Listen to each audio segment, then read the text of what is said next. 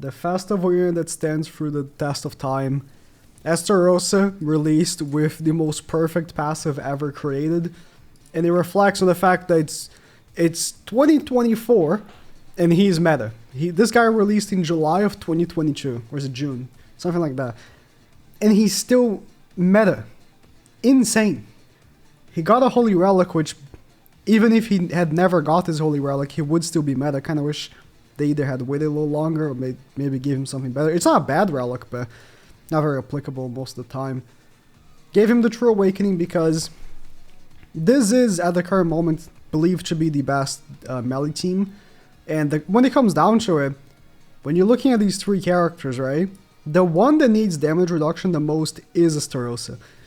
DK has Tarmiel Link and damage cap. There's no... I mean, he can't die, but you know, it's harder. Melee is incredibly tanky. He has increased defense-related stats, increased crit resistance on his ult passive. ESTAROSSA really is the guy that doesn't really have any damage reduction going on for him. So, giving him True Awakening first for your demon team, I think is the ideal. Unless, you know, when it comes to melee, if you're going to run him on Sins as well, then obviously doubles down. A character is going to get an extra 1000 CC is good for having for both teams there. But if you're not going to run Sins and you're only going to run demons, I think ESTAROSSA being your first demon of True Awakening is well worth it than maybe melee. You know, again, with the same argument for melee and DK. DK is going to always be the guy with Tarmiel Link, and he has damage cap, so very hard for him to die. But ESTAROSSA, yeah. If I face ESTAROSSA, I can show, like, ESTAROSSA is an old character, right? As much as I just hyped him up, saying, you know, released in July or whatever, 2022, and he's still meta, like, his age shows, for sure. Like, he is the one that always takes the most damage, every time. Can I compare stats real quick? So it's in the middle now. 112, 107, those stats are important, like crit resistance, crit defense. 125 crit defense, 115 crit resistance. Melee's gonna be a little skewed because he has plus 20% there. Plus, I believe at beginning of turn or beginning... Yeah, he gets like 20% extra crit defense as well. Between the characters, he's definitely the one that needs to tank the most. And you want to keep him around, like you want to keep those darkness stacks. Sins team? Okay, let's pop triple AoE here. I like the ability to triple AoE. This is the one thing ESTAROSSA is not really providing, is the ability to triple AoE. Because as much as obviously darkness is super powerful, like you can't go wrong with having darkness. Basic stats, damage increase, it's just so good, right? But melee being able to remove 3 stacks from the enemy pretty much guarantees having his passive proc in the next turn, so unless you get, you know, lucky with card range, you get an extra DK, debuff, or melee AoE, you're highly unlikely triple AoEing to remove all circles from the enemies with melee and get guaranteed rank up next turn, but it's a well worth trade-off for having ESTAROSSA. Yeah, like this time we can't triple AoE. Well, it is what it is. Actually, I'm just gonna go for ESTAROSSA. He is he's pretty much guaranteed to die. Like, okay, this guy doesn't have dodge food, but if he did, and I couldn't proc the first, like how much more damage it took. Like it's incomparable how much more damage ESTAROSSA took than melee and DK. Obviously DK even had damage cap, so that's a little unfair, but it is what it is, right? He has damage cap, so that's gonna influence every single match, isn't it? Like melee's super tanky, so like even without damage cap, he didn't even take half his HP, but ESTAROSSA almost died.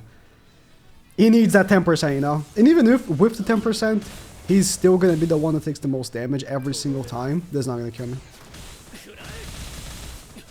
Should have gone for ESTAROSSA. I mean, he would have lost anyways, because I went first. Going first with melee is an immense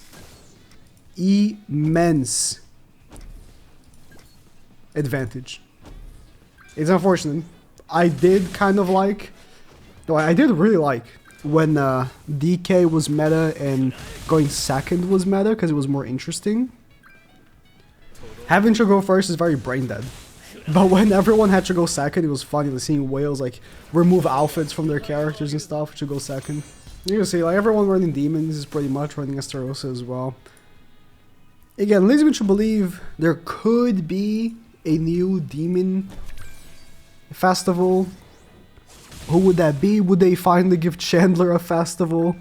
They gave Kusok, right? I hope not. Bro, see, like, the difference in tanking is like, yeah, ESTAROSSA is the meta, and you're gonna run him for demons, but he is old. Like, he is old. You can tell by him just getting shredded by my level 1 AoE how old he is. Any case, like, it's still worth the risk. And like, who else are you gonna run? I guess you could run Milaska like that guy, but again, Milaska is red.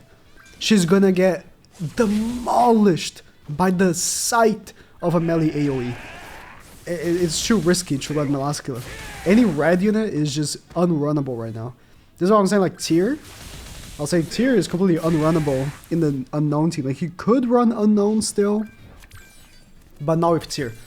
A red unit, dude, melee is gonna one-shot him with the level 1 AoE. It's just... This is the interesting thing, right? Like, he is not dark or light, and, you know, people were not very pleased with that. You know, they want another dark melee or light melee. For the first light melee, maybe. But, I don't know. There's also things like this, right? Like, having typing is also something that influences a lot.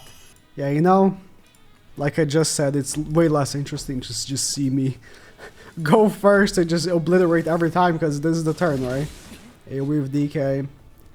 If only they also had dodge food, but you're not going to be running dodge food on demons now. You want to go first.